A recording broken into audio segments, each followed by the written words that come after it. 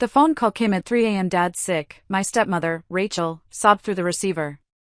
He's been diagnosed with cancer. It's bad, it's really bad. I felt my heart drop straight to my stomach. I'd always known Dad's health wasn't great, but hearing the words cancer hit differently. I stayed silent for a moment, trying to find the strength to speak. How bad is it? I finally managed, my voice barely above a whisper. Doctor says he has only months left, sweetie. We need the money to get him treatment abroad. We've already sold everything. This is our last hope, Rachel pleaded. Please, we're running out of time. You've got to help us. Without even thinking, I pulled up my bank app. I had saved every penny for years, my dream home fund. The place where I'd finally find peace. But this was my father. My stepmother. I couldn't let him die just because I was too selfish to help. Without hesitation, I transferred $22,000, all of it. Every last cent. I'll send the money now, I told Rachel, trying to hide the shaking in my voice. I hung up the phone, hoping that maybe this would be the miracle Dad needed. But that hope didn't last long. Exactly a month later, my stepsister, Emily, posted a picture of herself on Instagram. It was a picture from the deck of a yacht, glass of champagne in hand, surrounded by friends. A big smile stretched across her face, with fireworks exploding in the background. The caption? Life's perfect. Sorry, not sorry. I froze. The money I'd given to my family, the money that was supposed to save my father's life, was being spent on this? On a yacht party? The betrayal hit like a slap to the face. I couldn't even think straight. My mind raced. Was Dad really sick? Had the whole thing been a lie? My blood boiled. The tears I had shed for weeks in fear for my father's life felt like they had been stolen from me. And the worst part? I didn't even argue. I didn't confront them. I simply sat there, numb, staring at Emily's post, realizing the truth had been staring me in the face all along. But little did they know, everything was about to unravel. And they wouldn't see it coming. I replayed that night over and over in my head. Rachel's voice, trembling with desperation, asking me for help. The image of Emily, laughing, living a lavish life on a yacht, was burned into my mind. My father, the man who had raised me, the man I thought I knew, had either lied to me or allowed himself to be manipulated by Rachel. The feeling of betrayal settled deep within me, like a cold weight on my chest. I tried to tell myself that maybe I was overreacting. Maybe there was a reasonable explanation. Maybe Emily was just celebrating life after Dad's treatment. Maybe I was wrong about everything. But deep down, I knew I wasn't. I hadn't been close to my stepmother Rachel or Emily, but I always tried to fit into their world.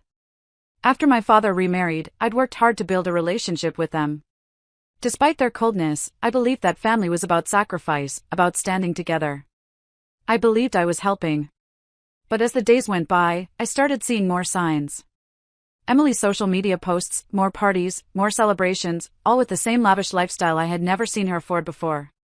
The yacht, the new clothes, the designer bags. Rachel and Dad's sudden financial ease made no sense. I'd given them everything I had, everything I'd worked so hard for. Was this what I'd really helped pay for? I asked Rachel a few times about Dad's treatment, but she quickly changed the subject. I didn't press. I was trying to hold on to the hope that Dad was truly sick, that I hadn't been manipulated, that I hadn't been taken for a fool. But with every passing day, that hope became harder and harder to hold on to. I even found myself questioning my father's health. I had never been allowed to see his medical records. Rachel had handled everything, saying it was best for me not to worry about the details. The whole situation felt so off. And Emily, who was always so sweet to my face, was now gloating online, living a life of luxury, when I was left with nothing but a shattered sense of trust. The longer I stayed quiet, the more the anger festered inside of me. The anger at Rachel and Emily, yes, but mostly the anger at myself. Why hadn't I questioned them sooner? Why hadn't I seen through the act? They had used my emotions against me, and in return, I had given them my savings, my trust, and my dignity. But I wasn't going to let this go. I could feel it deep in my bones, I had to know the truth. So, I did what any reasonable person would do when their world is falling apart, I started digging. The anger was consuming me, but beneath it all, there was something even deeper, a profound sadness. A sadness that tore through me every time I thought about my father. I had spent my whole life trying to be the dutiful daughter, the one who could be relied upon when things went wrong. Now, I was left questioning everything. I remember growing up with Dad. He had always been my rock. Sure, he made mistakes. Sure, he had a history of poor decisions, but he was still my father. When my mother died, it was Dad who held me together, even though he was falling apart himself. He worked long hours to make sure I had everything I needed. I admired him. I loved him. I trusted him. But now? Now, I felt like I was holding on to a ghost of the man I once knew. The man who had always been there for me was suddenly a stranger. And it wasn't just him, it was Rachel and Emily, too. The whole situation felt like a cruel joke. How could they manipulate me like this? How could they take my trust and turn it into something so ugly? It wasn't just about the money anymore. Sure, I had sacrificed everything I'd saved to buy my first home. That was painful enough. But the real betrayal was deeper. They had used my love for my father, my willingness to help, to exploit me. They had taken my vulnerability and turned it into a weapon against me. What hurt the most was that they didn't even seem to care. Every time I saw Emily's new posts, flaunting her wealth and laughing in front of a life I could never afford, it was like they were rubbing it in. It wasn't just the yacht party. It wasn't just the designer clothes. It was the fact that they were doing it all with my money. The money I had given up so my father could have a chance at life. And my father? He was silent. He wasn't defending me. He wasn't stepping in to explain himself. It was as if he had become a puppet in Rachel's game. I was left standing in the middle of this family, feeling like an outsider, watching as they destroyed everything I had ever known. I couldn't let this go. I couldn't let them get away with this, not when they had used me in the worst way possible. They had betrayed my trust, my love, and my sacrifices. But they still didn't know what was coming. They didn't know that I was about to change the game. They didn't know I had something they never expected, the truth. I knew it wasn't going to be easy. I knew the fight would be long and painful. But I also knew one thing, I wasn't going to stop until I had answers. Until I had justice. And then, the next piece of the puzzle fell into my lap. It wasn't long before I started to gather the pieces of the puzzle. I had always been the one who trusted people, maybe too much. But now, I needed to shift that mindset. I had to become strategic, calculating. My emotions would no longer be my guide. I was playing a game now, and the stakes were higher than they'd ever been. I started with Rachel. She had always been the controlling one, the one who made the decisions. But her guard had dropped. She thought I was just a naive daughter who would never question her. And that, I realized, was her biggest mistake. I began to document everything. Every conversation I had with her, every detail she slipped up on, every lie she told, I collected it all. At first, it was small things, like her dismissive tone when I asked about my dad's treatment. She always had some excuse or vague answer. But soon, I realized that there was a bigger lie at play here. I did a little digging into my father's medical history. I knew Rachel had kept the records hidden from me, but I wasn't going to let that stop me. I contacted one of Dad's old doctors. A quiet conversation, a few well-placed questions, and before I knew it, I had the proof, there was no cancer. There had never been any treatment abroad. My father's illness was a fabrication. That's when the anger, which had been simmering beneath the surface, turned into something more dangerous, clarity. I wasn't just angry anymore. I was focused. I had the evidence now. They had lied to me, used my savings, and manipulated my emotions. But I wasn't going to confront them just yet. No, I was going to make sure I had everything in place before I made my move. The next step was Emily. I had seen her social media posts, of course, but now I needed to know exactly what she was up to. I started watching her patterns, her friends, her activities, the places she went. It didn't take long before I found out that she wasn't just partying on yachts, she was living in a penthouse that didn't match the lifestyle she had claimed to have. It was clear that her sudden wealth wasn't coming from her own pocket. I had them. Both of them. They thought they were untouchable. They thought they could keep living their lies, and I would just accept it. But I wasn't the naive daughter anymore.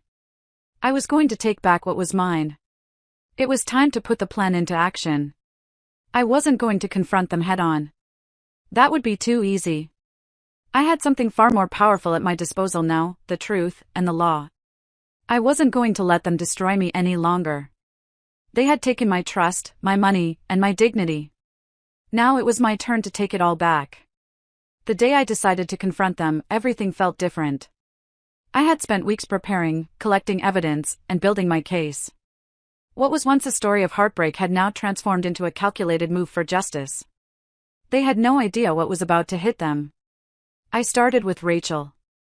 I asked her to meet at a neutral place, a quiet cafe where we wouldn't be interrupted. When she sat down, her smile was as cold as ever. She probably thought I had finally come to my senses, ready to apologize for all the misunderstandings over the past few months. But what she didn't know was that I was about to expose everything. I handed her a folder. It was thick, filled with receipts, screenshots, and doctor statements, evidence that proved beyond a shadow of a doubt that my father had never been sick. I watched as her face shifted from amusement to confusion. She flipped through the papers, her hands trembling as she realized the magnitude of what I was revealing. "I don't know what this is supposed to be, but you're wrong," Rachel muttered, trying to maintain her composure. But I could see the panic starting to creep in. "Oh, I'm not wrong, Rachel," I replied coolly, my voice steady. "You lied. You took everything I had, and you convinced me to believe a story that wasn't true. You and Emily. You thought you could keep me in the dark, that I'd just hand over my savings without asking questions. But you didn't count on me being smarter than that." Her eyes widened. She couldn't respond. There was nothing she could say. And that was when I delivered the final blow. I also have proof of Emily's new penthouse, her sudden lavish lifestyle. I've got pictures of her partying on yachts, all while you claimed my father needed that money for medical treatment. "That yacht party? That was my money, Rachel. Every piece of it," I said, watching as the color drained from her face. "I'm done being the fool," I continued, letting the silence hang between us. "I want my money back. And if I don't get it, I'm going public. I'll make sure everyone knows the truth. Your little act ends here." I could see Rachel trying to process what was happening. She had thought she was invincible. But now, the tables had turned. And she knew I was holding all the cards. Her lips trembled, and she opened her mouth to say something, but no words came out.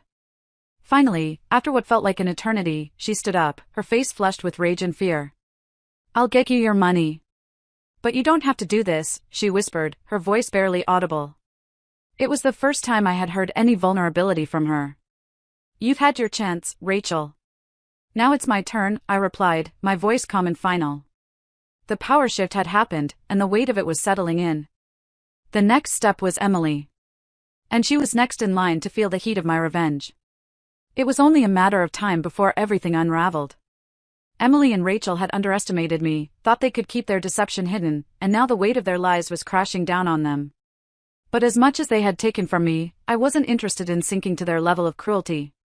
No, my revenge would be poetic, not petty. I started by notifying the authorities. The first step was getting legal action on my side.